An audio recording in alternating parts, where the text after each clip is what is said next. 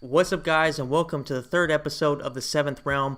Today, we're going to be talking about the Krypt and Konquest modes, which are, for me personally, two of my favorite aspects that were introduced in the 3D era. I'm here alongside Thomas, Hey, what's up, guys? and let's go ahead and jump right into it. When it comes to the Krypt, what is the first thing that comes to mind with you? Alternate costumes for sure.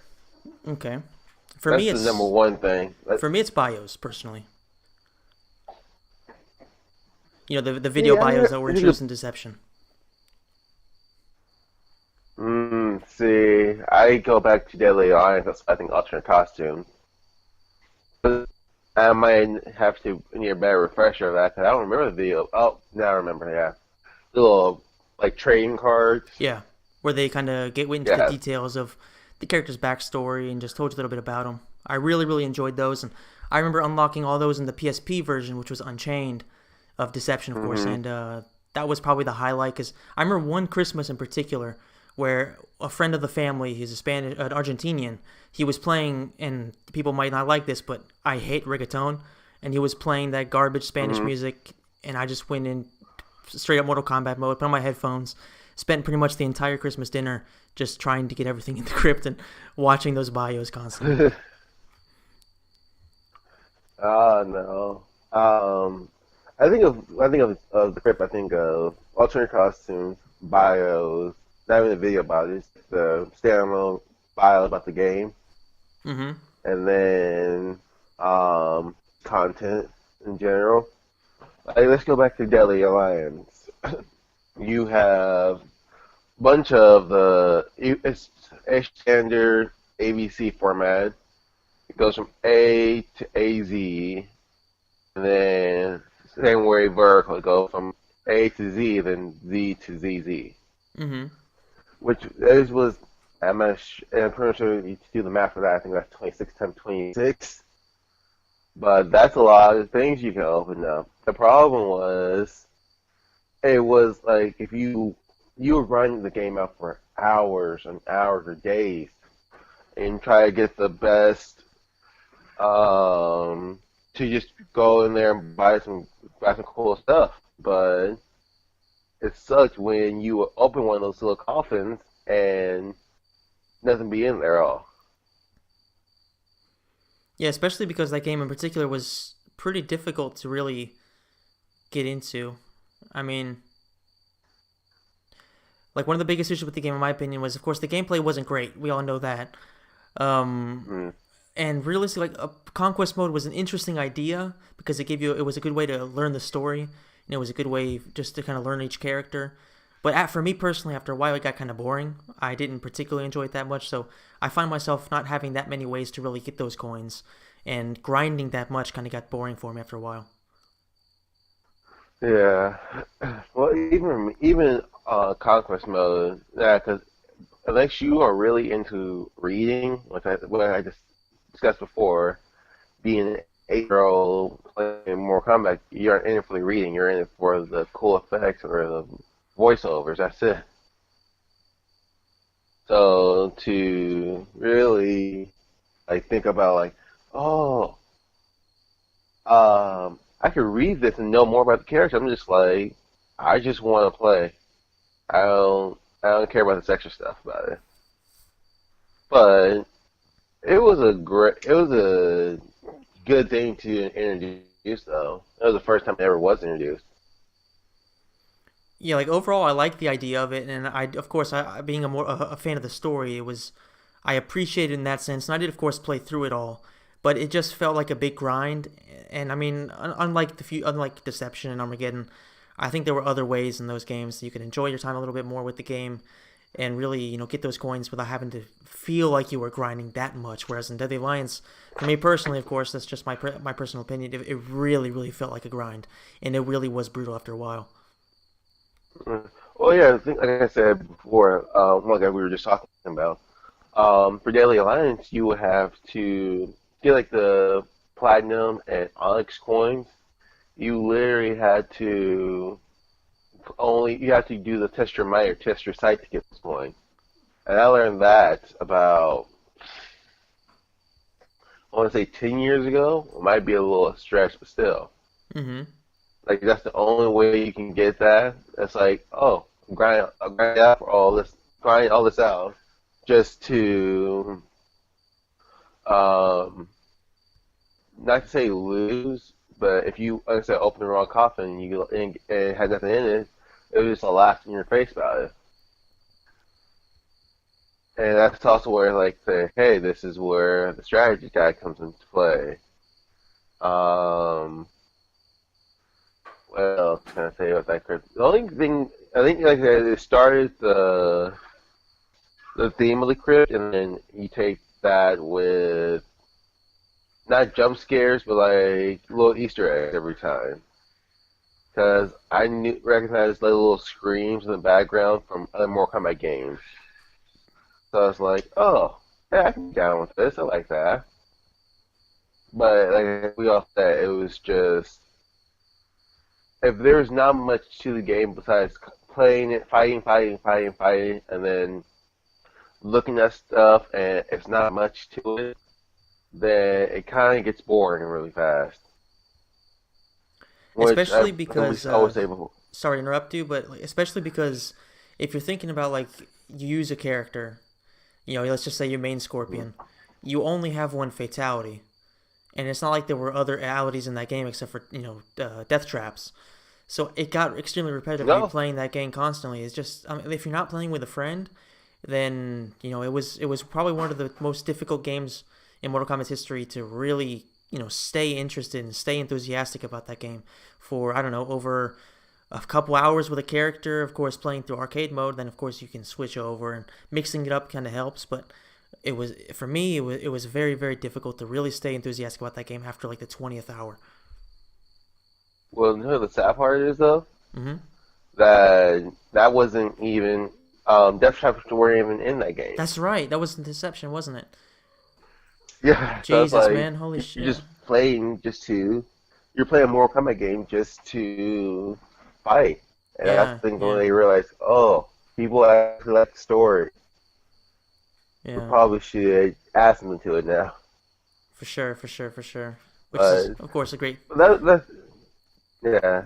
Only what was your favorite thing from Deadly Alliance, Crep, if you can remember? Was that Cooking with Scorpion? Was that? Yes. Was that? Yeah, that was 100% the one. That was the best one, and arguably that's still my favorite one to this day. To be honest with you, like the single Yeah. item, I think it's probably Cooking with Scorpion, and I really wish that in the future Crips they would do some more stuff like that. It doesn't all have to be serious. It all doesn't all have to be concept art. It doesn't have to be stuff like that. It can also be funny stuff that's just out of the blue that nobody expects. And when you open something like that, you're like, "What the hell is this?" And it's something that Hmm. you'll remember. Unlike a piece of concept art, which of course is cool, but there's only so much concept art that you can release before people kind of get sick of it. Yeah. All right. Deceptions, real quick. So that's Yeah, yeah. some Before we go into next Deception, what do you think? What was your favorite thing from Deadly Alliance? same Same cooking with with you? Scorpion. Mm-hmm. Yeah. Yeah, I think that's pretty much That everybody's was just favorite. hilarious. Yeah, it was a funny take. Like you're fighting, and then I'll see a Scorpion. Like this week on Cooking with Scorpion, chopping, tenderizing, and chopping, cake decorating, and chopping. Yeah, I remember the first time I saw it. It was hilarious, man. It was just awesome. And you know what I'm surprised about? Which No is one turned that into like an actual thing. yeah. I think the Like only you person I've see, seen parried it was Angry Joe when he did his review for MK9. He dressed up as Ermac and hmm he did cooking with Ermac, and it was basically just he did like the Mexican version. And that was pretty funny, but it was of hmm course just one skit for one video. And he may have done it for MKX as well. yeah. He may have done something similar. See, the only I can remember, like not like to that degree, but like the only skits I can really remember of Mortal Kombat, like with real people sometimes, that actually stuck with me is like MK Roomies. I don't think And I it's remember literally that. having all the ninjas.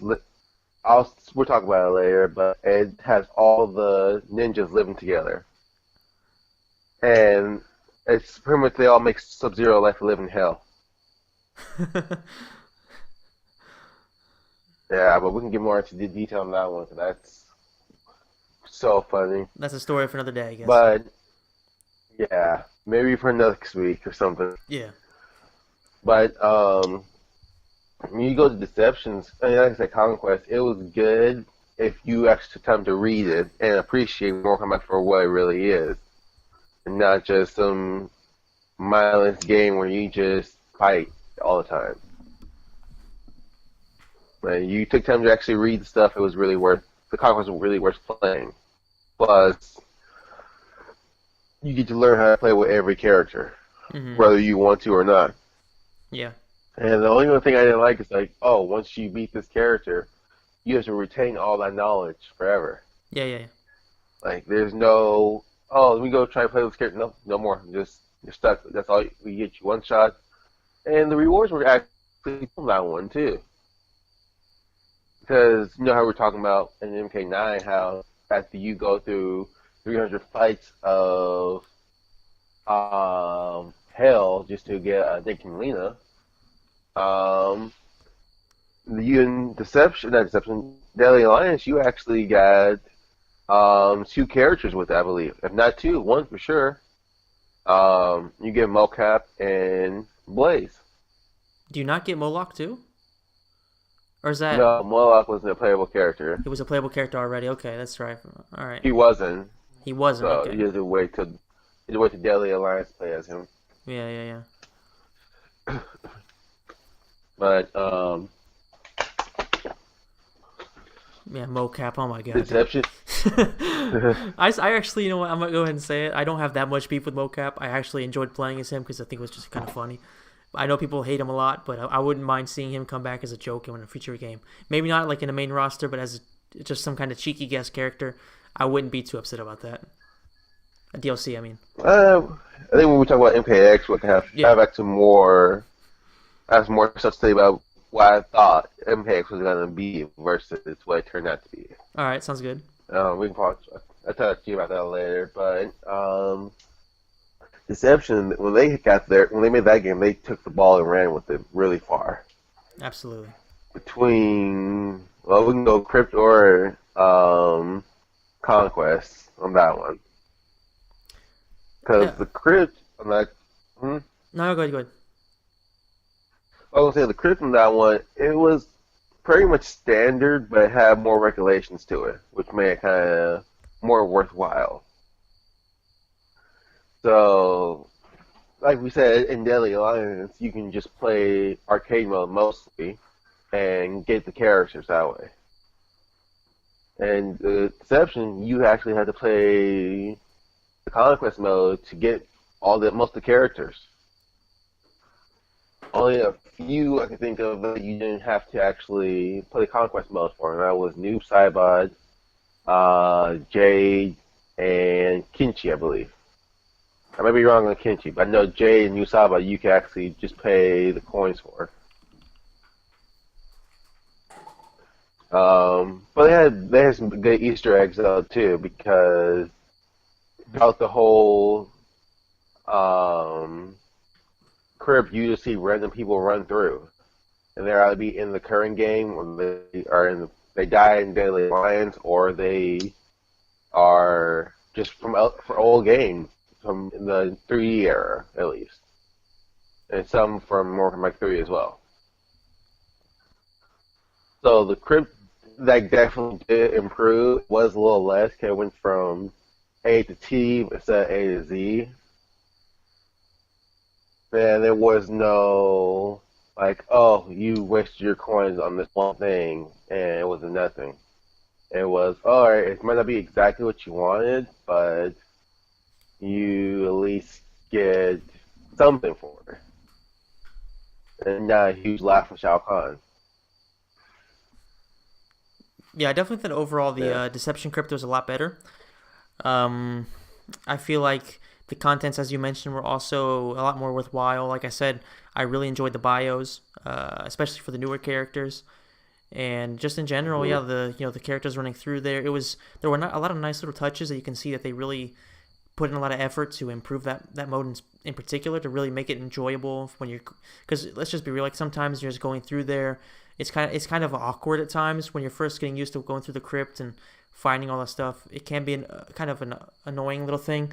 So the fact that they made it interesting to actually see as well. It was actually really a really nice touch, and it's nice to see that Mm, as they move forward, even like MK9, MKX, and stuff like that. Of course, we'll talk about that later.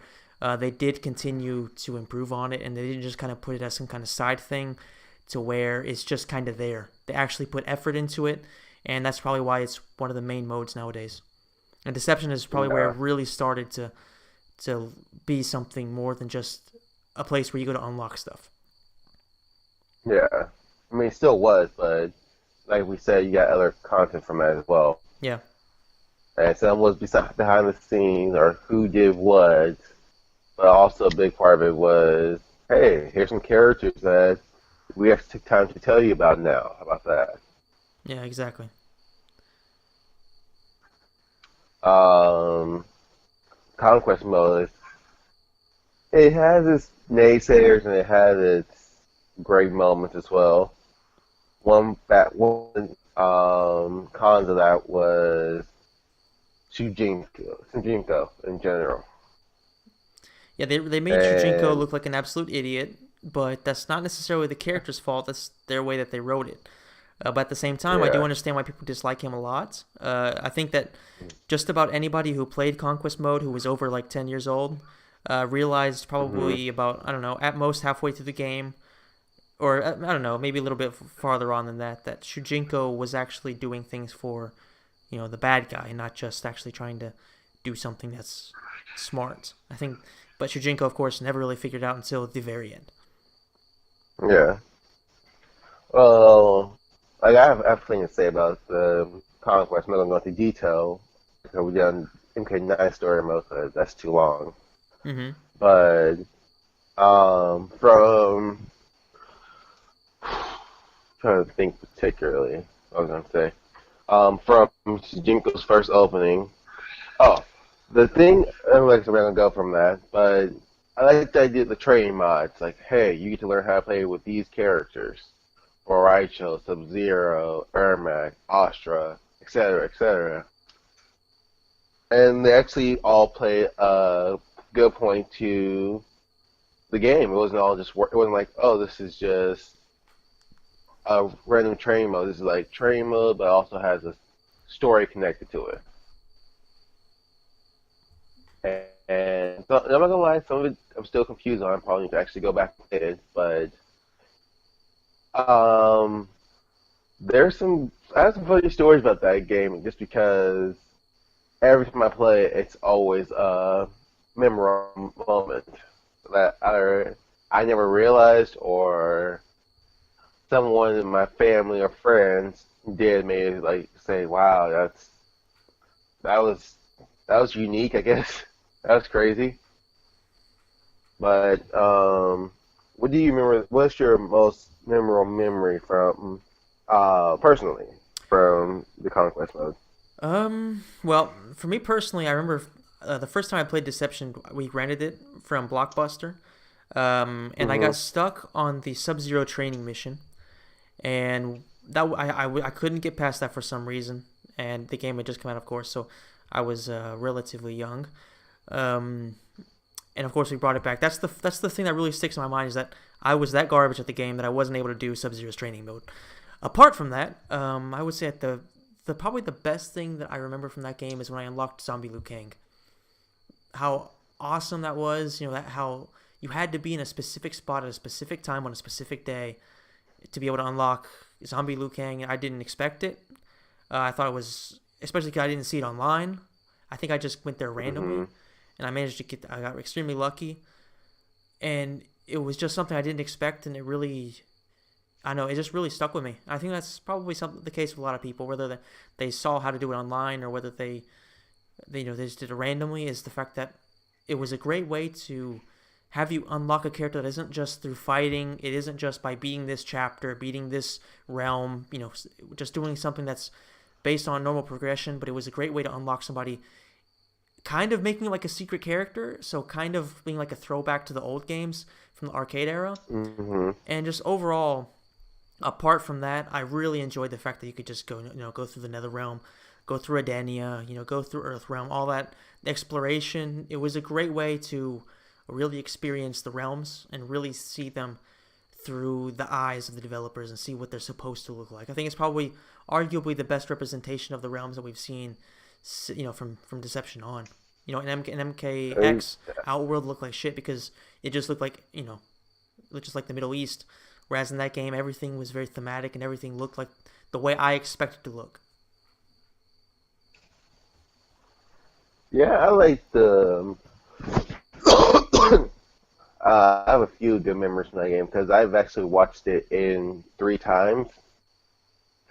Because the first time was my mom's profile, and she was kick ass at that game.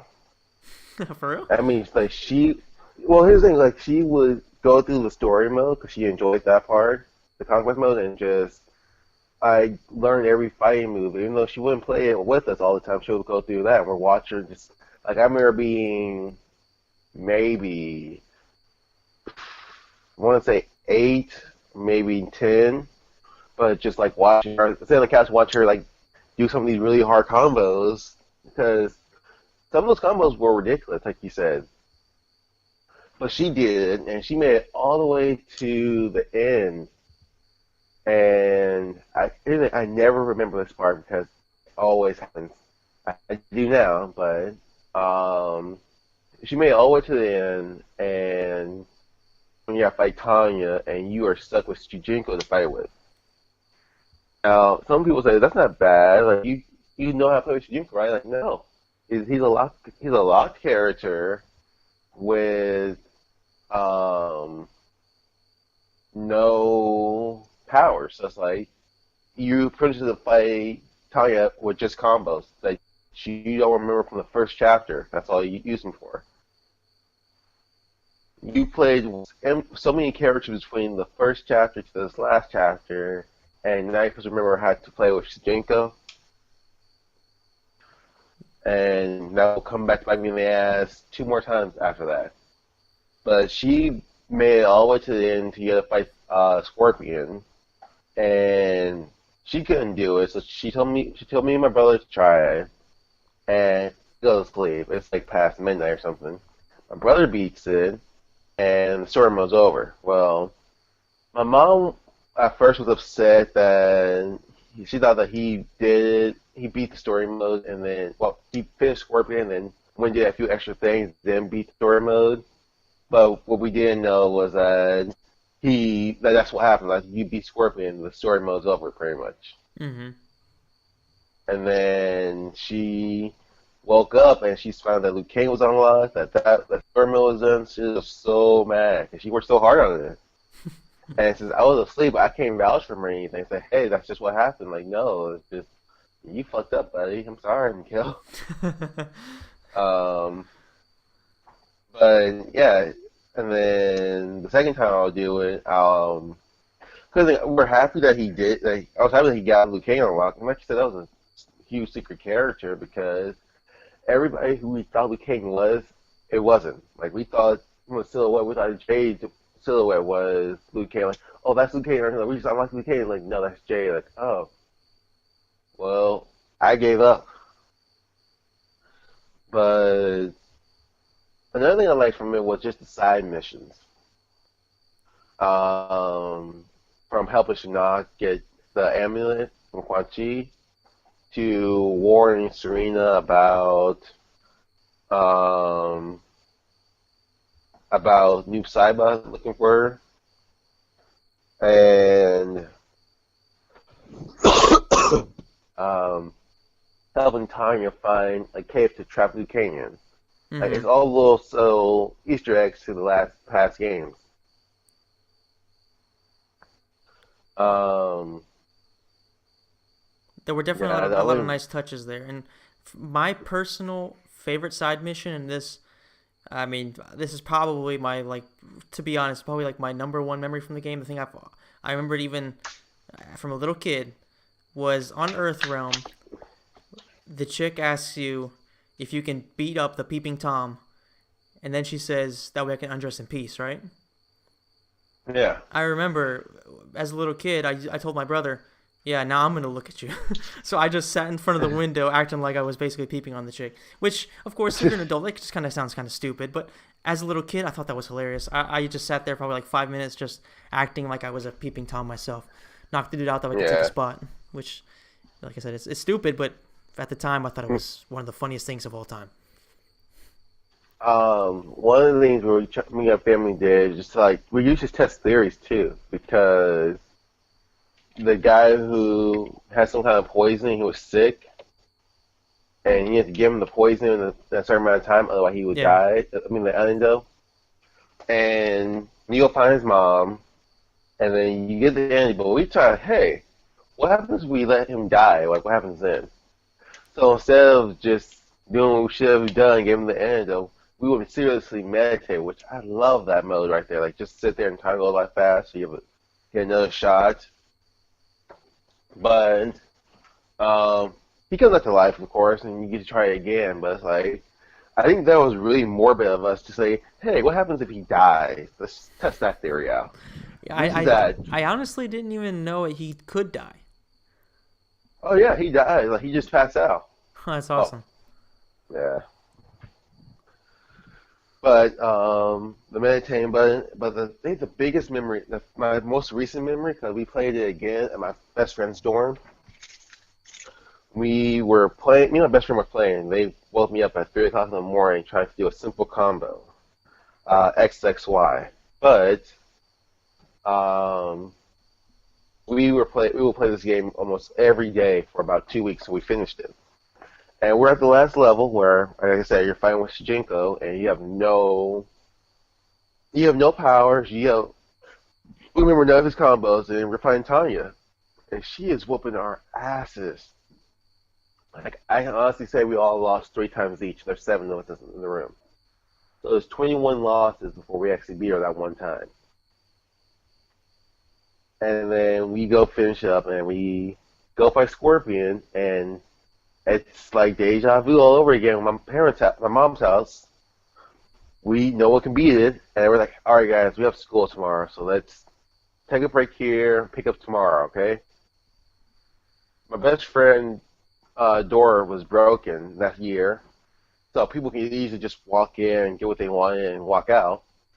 So the most responsible out of all of us, we'll call him Kenny, but the most responsible out of all of us, he walks into the room, skips class by the way, and turns on the Xbox 360, and he is working in this fight against Scorpion for I don't know how long, but he beats it, and feels so bad that he takes his phone out and records the ending of the game for everyone.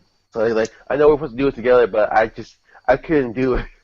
And this guy's like 25 at the time too. He's supposed to be the most responsible of all of us, We just and couldn't he wait and feels. just beat it. Like I said, we're gonna be back here by 4 or 5 at the latest, and so let's just wait a few hours. He couldn't wait. He couldn't wait 12 hours before he's like, I gotta do this. And a lot of them didn't even like or know what Mortal Kombat was. The only people who really knew what that game was were me, my best friend, and his neighbor. Well, I No mean, one else knew what that was. you picked a hell of a game to introduce him to because I've said it before. I think that Mortal Kombat Deception is probably my favorite Mortal Kombat game. That and MK9 are right up there for me. Well, here's the funny thing about that too.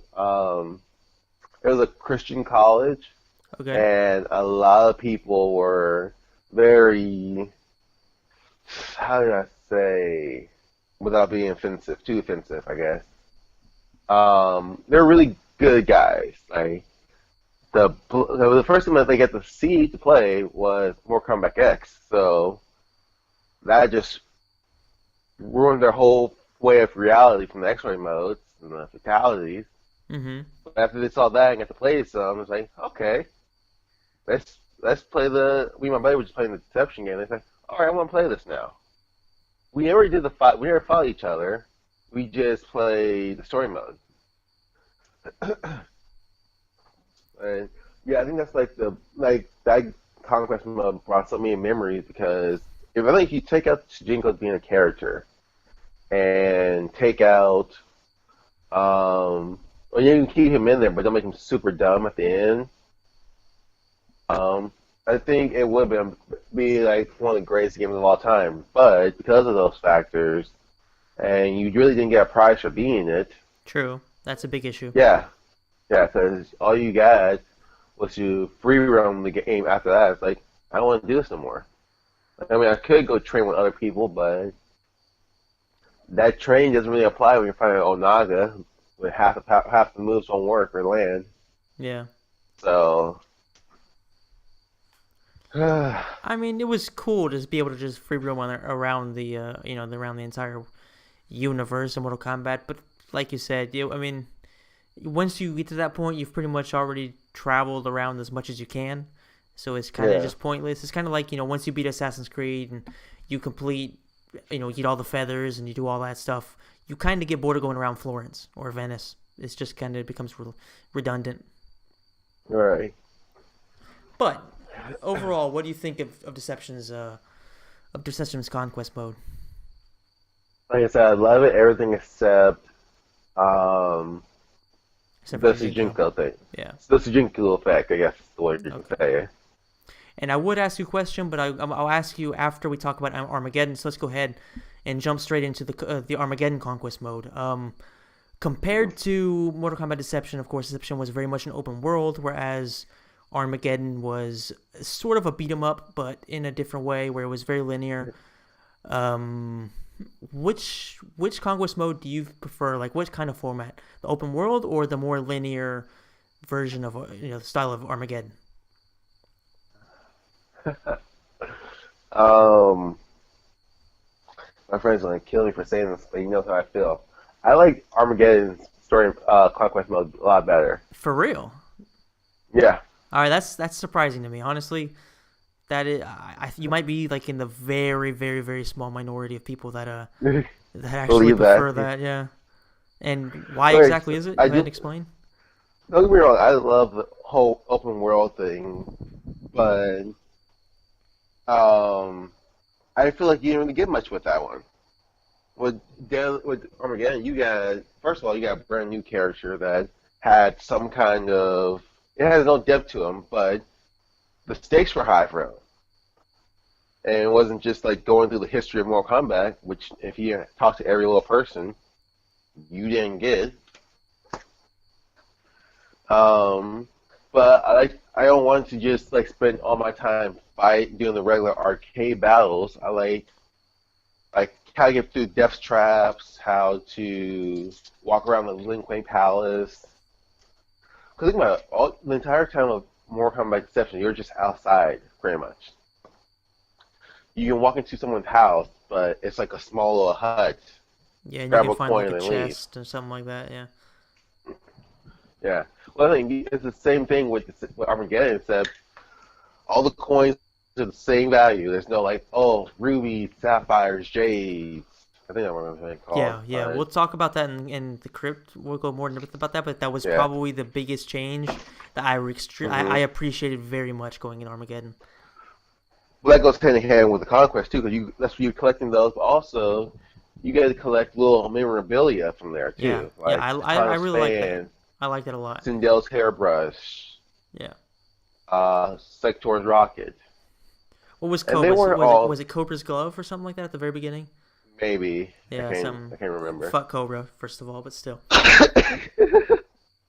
But um, yeah, and I actually like Taven. A lot of people don't like Taven, but Leon hates Taven with all his heart. But I think for me, anyone from Indiana, because we don't know much about that realm still, is a great character, man. Not great, but a really good character. How about that? Mm-hmm. Yeah. You're a big So Edenia fan. yeah, besides me being a little biased on that front, I do like the fact that I can actually throw fireballs at random people.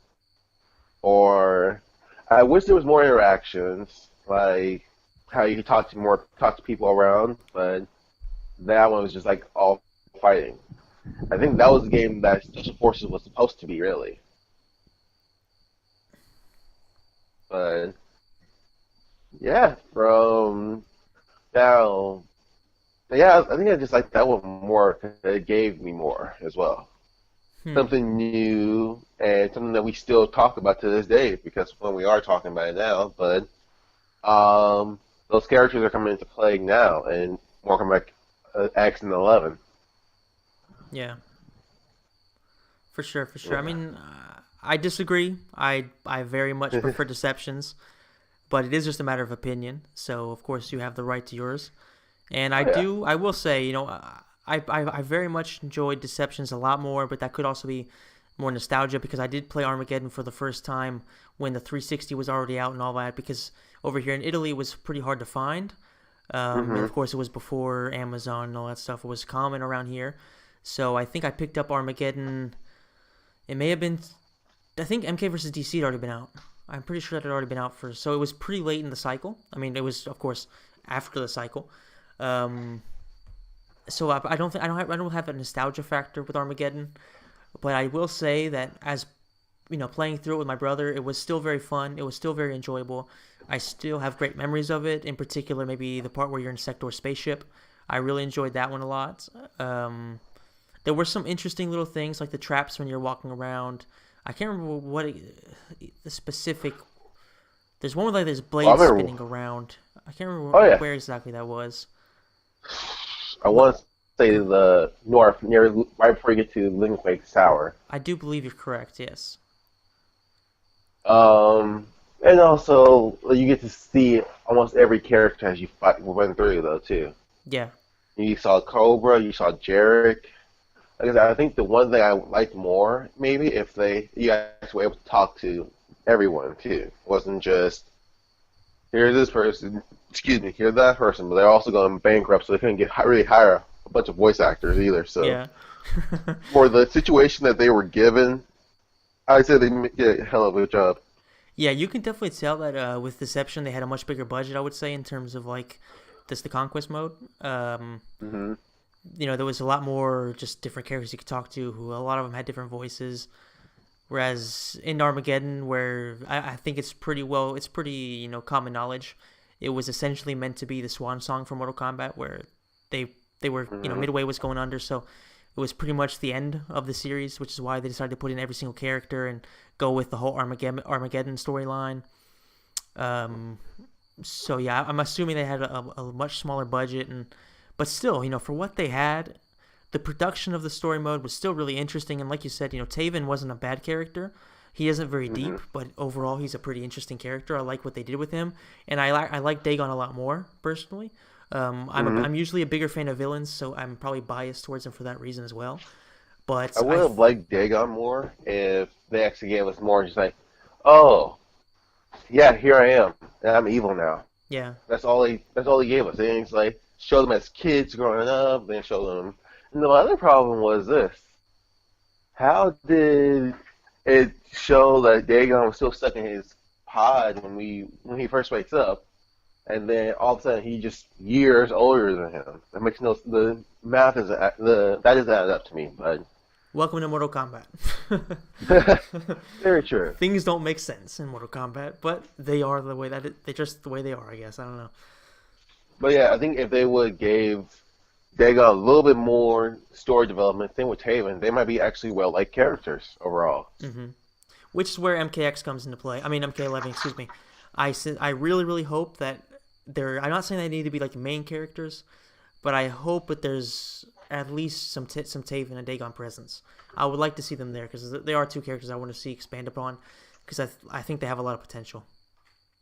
Here's the thing: everyone says like they're just trash characters, blah blah blah, Leon. Um, but uh, like we discussed before, though, any character can be really good if they gave them the time of day and actual work to them. Correct. In my Like look opinion at as well. Johnny. Go ahead. I think before we're going to do the Krypt on this one, but we also got to talk about Shaolin Monks because that's where that game actually Armageddon came from. Shaolin Monks, really, if you think about it. Mm-hmm. Yeah, go ahead. But Explain a little bit what you mean. okay, so have you played Shaolin Monks yet or no? No, Still. because like I was telling you, I think in a private conversation once, Mhm. the first time I saw Shaolin Monks in Italy, MK9 had already been out. I was at a Mm-hmm. GameStop nearby, and my Italian PlayStation, because here, you can only use PAL discs, whereas American ones are NTSC. My Italian PlayStation was busted, so even if I bought the game, I couldn't use it, and I still have never gotten a new one. So it just it wouldn't really have worked. Mm-hmm. However, I do eventually want to play the game. I've seen Total MK's review. It was a very, very good review, very in depth. Really interesting one. If you haven't seen it yet, then I'll definitely link it in the description down below. Go check that out. And so I know pretty much everything goes on. I know all the mechanics, and I really do wish I'd have been able to play it. Yeah. Um, no, that's probably not. I want to say my favorite game, but I do love that one a lot, and I think that's what I think for a decent story though. That's what you need to do almost, because even though it is just a retelling of Mortal Kombat 2 and a terrible, terrible one at that, because I mean it's like Mortal Kombat movie all over again. Everyone dies except the people who are supposed to die. The only person who was to die in Mortal Kombat the movie was uh, Bihan. That's it. Correct, yeah. And yet, Only person immediately who. Johnny Cage dies. Within Oh, seconds, that's Johnny the Cage Deadly died. Alliance. Yeah. That's Annihilation. Yeah, I mean No, Sub Annihilation. Zero dies, Scorpion dies, Shang Tsung dies, Kano dies. Hmm. Everyone dies in the first movie. I'm like, alrighty. So this is what we're gonna do. I mean, as a kid, I didn't think about that, but as an adult, I'm like, wow, that was really dumb. Yes, But it I was so agree. cool. But it was so dumb. But they took almost the same thing with Shaolin Monks because um, Reptile dies, Baraka dies, Scorpion dies twice. Well, three times at this point, but who's counting? Goro dies, Kentaro dies, Shang Tsung dies, Shao Kahn dies, and Jay dies. The only person who didn't die that was evil was Melina. She's the only person who's supposed to die. So, they really went out of their way to make that story try to work, and they didn't. It's like they're like, all right, here's everything about Mortal Kombat 2. Like, all right, let's take some of the characters and make these few people playable, and throw away everything else. Yeah. I think the Another Cast guys really summed up Shaolin Monks in the perfect way. It's 10 out of 10 Hmm. if you just count the gameplay and the exploration and all that stuff. But the way the story was executed, it's probably like a 2 out of 10. Yeah, but it has the same mechanics as um, Is Armageddon? the Zero Man mechanics Mm-hmm. because it's a open world and you get to go through a story mode, like legit story mode that's still linear, but you can also go back if you want to. Versus Armageddon, it's just all right. You just keep going straight and keep going straight. Yeah. So you got to figure your way out of things, but it was still, like I said, it had played its purpose. And personally, I would like the next story mode to be like that almost because I think if Warhammer could actually incorporate that into an actual game, that's not just.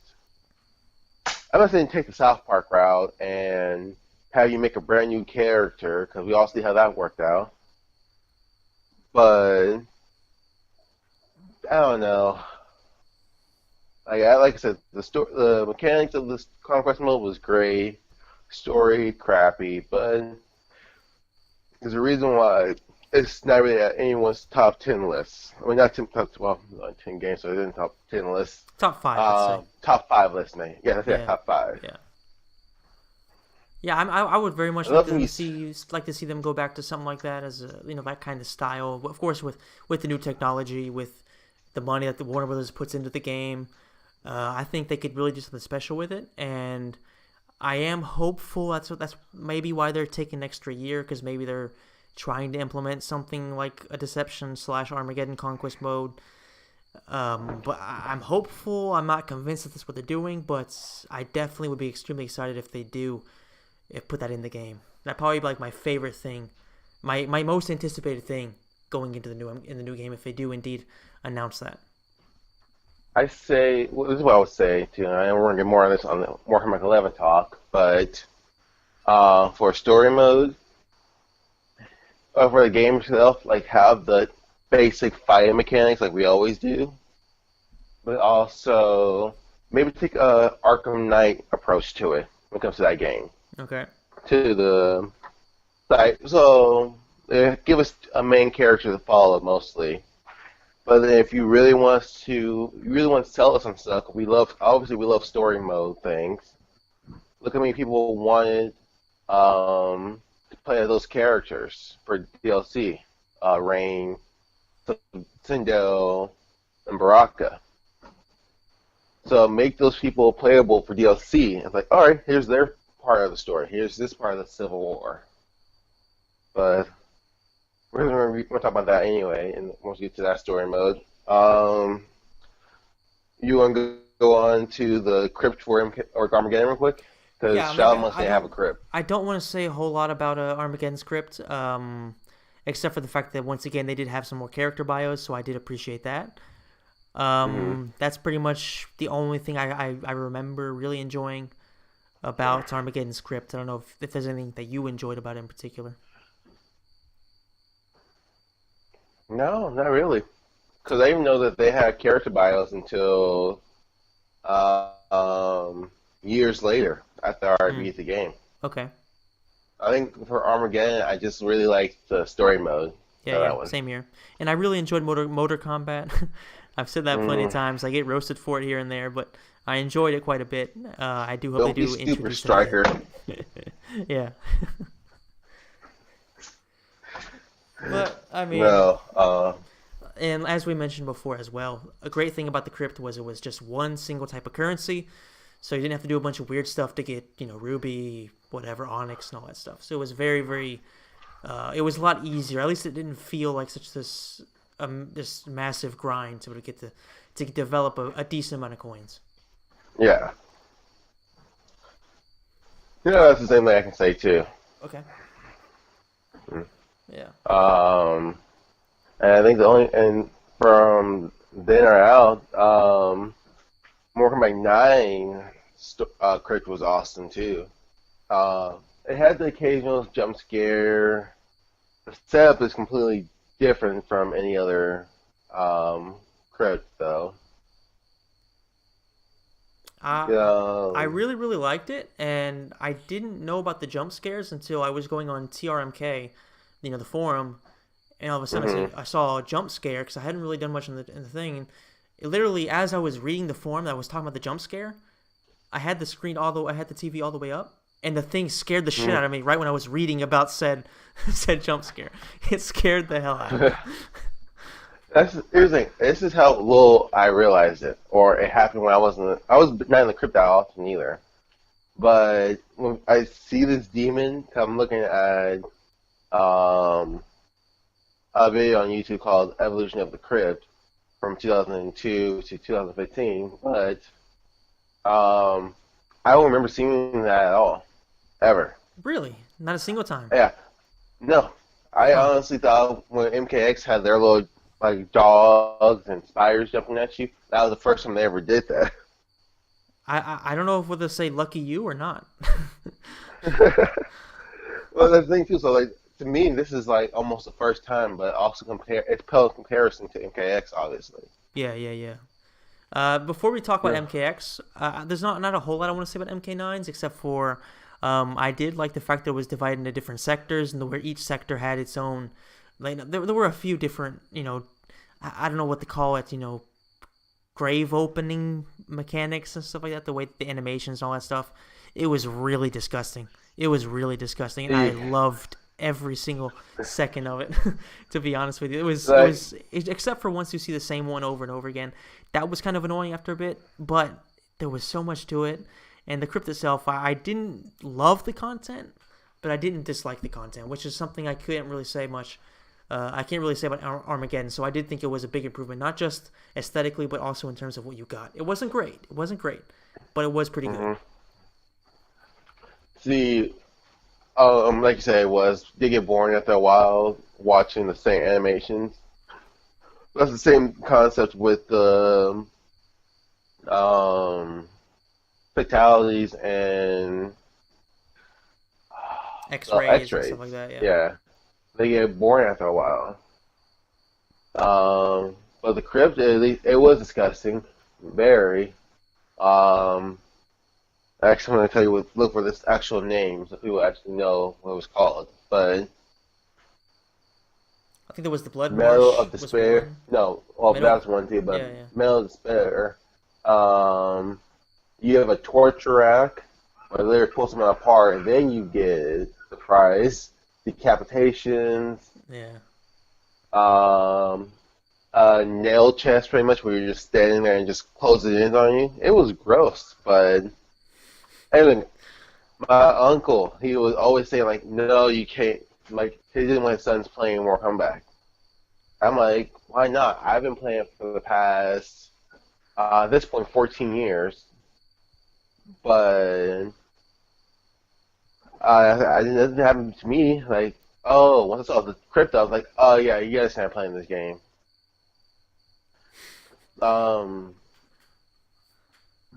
but the thing I will say about it is, I did like the combat codes in there.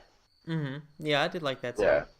Yeah, I mean, I never used them because I always play by myself, yeah. or Same here. I just didn't remember online. So it's like, oh, well, these are cool to have if you actually have someone you want to play with. Yeah, I for the most part only played But by myself or with my brother, and we didn't really use yeah, those a whole lot. So I mean, yeah, it was a nice little addition for who does want to use them, but yeah. Well, you also have to remember those codes as well. yeah, If you don't remember them, then it's just pointless too. yeah, yeah. I have shit It was memories. good. Yeah. Well, it was good for nostalgia, but if you don't remember them, you just don't use them. So True. almost, it's not a full waste of time, but it was damn close. Borderline, yeah, yeah. Yeah. Story mode. Do we really want to get on that one? We already covered that pretty extensively in the Mortal Kombat 9 video. So I would say if anybody wants to like really get into our opinions of Mortal Kombat 9 story, then just go check out episode 1. We talked about it for like an hour and a half, I think it was. So just go listen to that, and yeah, we won't cover that in this particular episode. What we'll say about it was, I think they had something good there. Just we are, like I said before, if they actually had somebody testing the story modes out that wasn't a person who wanted to keep their job there, I think it'd be different. Mm-hmm. Have somebody who's not Uh, biased go look into it. yeah. Well, like I said, for example, if I'm working there and if I say you guys did a very terrible job on the story mode, I'm almost positive I'm gonna lose a job. I'm gonna go look for another one. You're just telling them that everything they did was shit. So Yeah, not the take best business that. approach. Yeah. But I think if you get someone who's, I'm not gonna say not biased, because all Mortal Kombat fans are pretty much biased at this point True. to one thing or another. Because you can say, listen, I didn't like it. It'll be because Sindel was in the game, so I don't like the story mode. Or oh, she was just NPC. No, I'm not saying that that's the reason why the games were bad. I'm saying that that could be a good thing. That could be something you might want to look into. Yeah, get maybe But 2 or 3 prominent figures from the Mortal Kombat community, have them sign a non-disclosure announcement or whatever a non-disclosure agreement, you know, or maybe I don't know, give them the possibility of saying a few things here and there, get their opinion across about it, and have them give you their opinion. That it can only help. It can't really hurt. So I wish they would do and something even like if that. you don't, listen, we know by this point they're good at animating and mocaption with the story mode itself. So that's not the thing I'm worried about. It's just how somebody read over it, if even Yeah, exactly. Just make sure the story is the way it should be, makes sense. and it makes sense. Correct. Yeah. Now, like we said before, they did turn from having the multiple currency to just the one, the Krypt 2, just so everyone knows that as well. Yeah, yeah, So they they kept carried that that over stand. then. Yeah, they carried it Yeah, over to MK9, which yeah, is very very helpful, very helpful. yeah. And going into MKX's crypts, arguably the greatest crypt of all time, I definitely believe it is because of how many layers there was to it. There were puzzles. Mhm. It was essentially its own world. I have never completed it because MKX was a big disappointment for me, and I ended up kind of losing my interest in it pretty quickly. However, what I did explore, I really enjoyed, and I really, really hope they do something similar in MK11 with a similar type of crypt, possibly improve upon it even more. And yeah, I was blown away when I first opened it up. I expected a cool crypt. I expected a very Mortal Kombat 9-esque type of crypt. Something very small, linear-ish, not so expansive, and just not essentially its own world. Um, See, I spoiled myself before. I think me you talking on the subject before on Injustice 2. I learned my lesson from MKX, that's why. But I remember, like, I was so desperate to play Mortal Kombat X, or just look at it again. I watched the first chapter so many times, or the first 30 minutes of the story modes, like, probably 10 times before the game even came out. And I was just like, oh, someone leaked out the crypt. Okay, and I'm watching it, and I get that jump scare with a dog. I'm like, oh my god, that was really cool. But the problem is that when you're watching on your phone, first of all, I'm already spoiled to it now. So all I can do now is have other people come watch it too. Like, hey guys, come play more comeback with me. We'll go to the crypt, and then someone just freaks them out. I'm like, yeah, I knew that was gonna happen. Bastard. But yeah, but but it also takes the fun from it though anymore. And I like I like mini games like we talked about before. We like that's one thing I like about Mortal Kombat. It has mini games. So not only do they have like the quick time events with the jump scares, but it also has the little scavenger hunt as well. And one thing I want to say, sorry to interrupt, when Hmm. you succeed in those quick time events, they give you coins for it. So Yeah, you are also gaining something for paying attention. So it's good too. It's not like it's just there where they scare you or something like that. You actually get something out of it. yeah, yeah. They kind of were forced to do that though. If you really watch the gaming video I sent you, then you know exactly what I'm talking about. Yeah, I don't remember that Hmm. particular part actually. Well, pretty much, they have a problem with. I think they had something against the jump scares, but their biggest problem was that um, the game, like, pretty much doesn't give you as many coins that you did in Mortal Kombat 9. Okay, yeah, that way they could maybe have you buy the unlock with actual money. Yeah, Yeah, yeah, yeah. so Okay, I it see pretty what much you mean. it stuns your growth from Yeah, stunts you from actually beating it faster. which is also one of the reasons why I never really got into actually finishing the whole thing. It just took forever. It took forever. Well, for me, I was just in there for the brutalities and fatalities and what other thing I was in there for him. I Costumes. love how I have a list, man. No, cause I beat the towers for the costumes. That's all. Ah, I okay. always did that. No, the scavenger hunt. That was the other thing was. I just Mm-hmm. love that. Sub Zero's ice ball, scorpion spear, um, Cole Khan's weapon. It was all things to try. It was fun to go look for those things and use them. The problem I had though was after you did, it was over. There's no replays. There's no way you can do it again. Have that whole feel for it. If you go do someone else's script, and I'm sorry that script wasn't that fun. That I'm gonna go do it all over again. Yeah, definitely not. I mean, I love the Easter eggs, but Yeah, Give me something more too. yeah, yeah. Story mode. I think we're gonna hold off on that one Yeah, we'll for cover story obvious mode reasons. like in MK9. We'll cover story mode in MKX in the MKX episode, which will be coming out shortly. I think that's probably what the next one we're going to record. So you guys can expect Uh, that around a week after this comes out, more or less.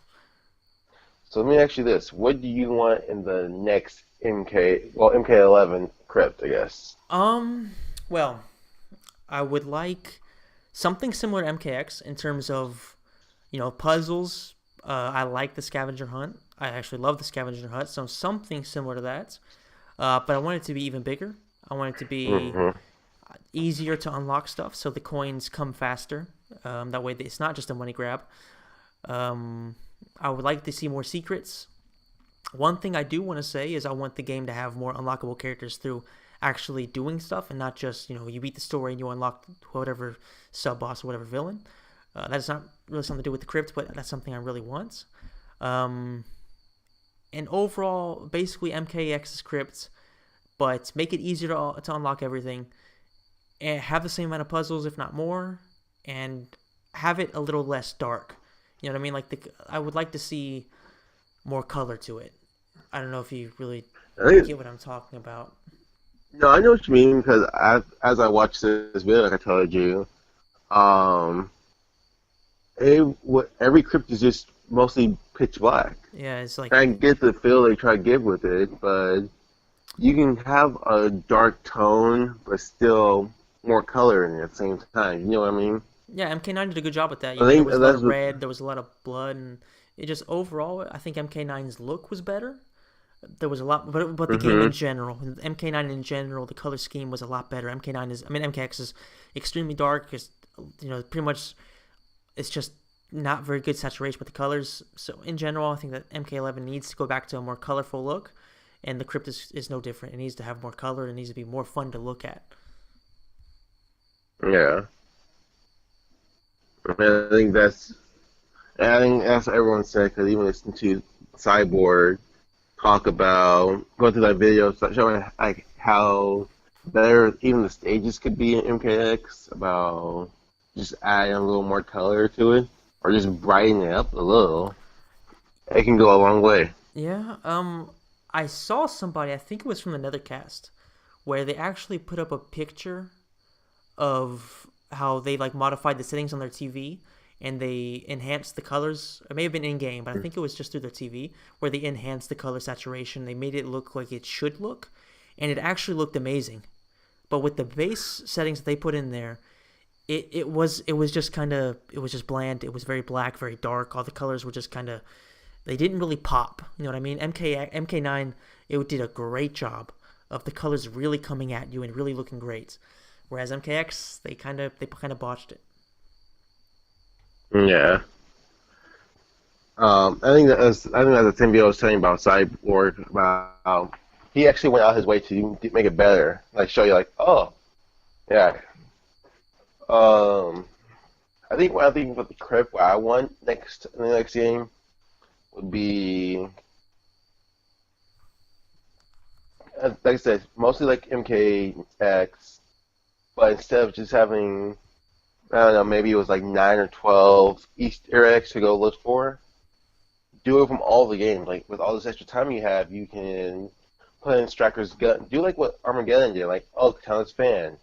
How are you going to use it? I don't know how, but here's something to have and just give you some kind of history about the character. Like Yeah, to be a part of the game, you don't have like you just have a part of the game in some form or facet. Like, yeah, even yeah. if you don't put them in the game, give them an Easter egg. Like, oh, here's about this character I forgot about or I didn't know. Mhm. Yeah, yeah. Have a nice little reference to each character and make them, even if they're like you said, not in the game, make it feel like their presence is known for their at least for their fans. Don't have to be something big. Just be have something nice. When you see it, you know what it is, and it's a nice little homage to characters of one of the best fighting game series of all time. Yeah. In my opinion, the best fighting game series of all time. Oh, yeah. I think that's an understatement sometimes still. Yeah, yeah, But if they keep down going the road they're going, well, they're gonna have issues. Let's put it this way: the way they're going right now, it's good for mainstream, it's good for casuals, it's not good for die-hard Mortal Kombat fans who are there for the story. And Which unfortunately, but here's go ahead. what are you gonna say? No, go for it. No, I I was just gonna remember what I was say, gonna say. unfortunately, I mean, I don't think that's necessarily NetherRealm Studios' decision to go that route. I think it's more, the overlords of Warner Brothers. They want more money, so they kind of force them to do these money grab type of things, and put more emphasis on tournaments and things of that nature that brings them more money. Whereas Ed Boon, back when they were Midway, it was really a lot of it was just based around, pleasing the fans, and they failed quite a bit, of course. But you can't really deny that they really put in a lot of Jinko. effort back then. Yeah, Shujinko was shit. He was trash. But you can't really deny that back in those games they did a lot more fan service. And I think that Warner Brothers, I'm very happy that Warner Brothers gives them the money to make these games. I'm really happy that Warner Brothers allowed us to continue to have Mortal Kombat games. But a lot of times, enough's enough. No, but hopefully MK11 will be a step in the right direction, and hopefully it'll be a good game. And of course, we will be covering that in a future podcast. Well, here's my thing with that. Um, because here's when you do a disservice to the fan, eventually it catches up because you want to have the casual players without the hardcore fans always pushing down other people's throat, like what I'm currently doing all the time now. Like, hey, here's more comeback. You are going to play this. You're going to watch it. You're going to love it. Okay, live it, learn it, love it. Mm-hmm. Then come back and talk to me. That's like one of my requirements being my friend. Like, you have to at least play 30 hours of more comeback with me in this next year, or I can actually call you my friend. It's fine. It's kind of a requirement. Pretty much at this point. Yeah, yeah. It's a little contract I'm gonna start giving people. You definitely But should. You have to at least know the uh, story of the original trilogy. no, you have to play it. I actually Like, play some it. people, Go balls deep in it. yeah. Well, as my friend, he doesn't care if he likes the story. He'll play the story, but he's in it for the gameplay. Yeah, I see. I see. So we'll take time and be a story mode together, and let's see how many hours is it between 9:30 to 3 in the morning. Well, yeah. Like we did that on one Injustice 2's Uh-huh. first night. We beat the story mode then, Jesus. Yeah. and his wife is like right there, and she just fell asleep. Like I feel like probably should have went home, but let's go ahead and finish it. Like we're already like over halfway there, Yeah. but no, I'm saying if you do a disservice to the fans, then they start losing their interest, and the casual fans, if they're as casual as we say they are, or believe to be they are, then they're gonna stop playing eventually too. Yeah. So you lose your hardcore fans, you lose your casual fans, and then you ultimately do the one thing you were trying to avoid back in 2008, Yep. And I hope that and they you don't lose go your that route. franchise. I hope they do. I hope they do fix things with MK11. I think we'll wrap it up right now. Yep. I think we covered pretty much everything. Guys, if we Mm. missed something that you want to talk about, let us know in the comments. We'll be happy to discuss it with you there. And any closing remarks, Thomas? Um. Also, here down in the comments, give us some other topics because we write some out, but we're gonna run out of topics eventually. So give us some more. No, anything you want to talk about? Definitely let us know. And yeah, this has been episode 3. Hopefully you guys enjoyed it. If you did, smash the like button, subscribe to the channel, and like we said, let us know in the comment section down below all your opinions, what we can improve, what you think is good. And that is it, man. We'll see you in the next one. See ya.